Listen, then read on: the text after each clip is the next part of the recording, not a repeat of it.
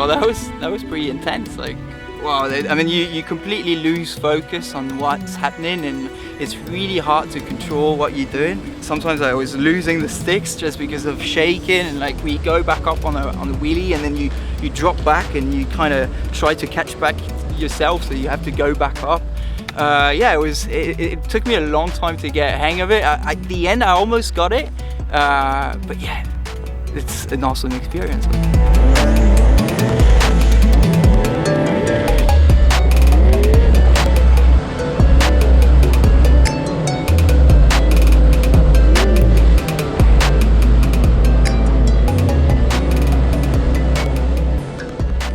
So yeah, the next challenge is going to be to drive and fly at the same time. Maybe next year.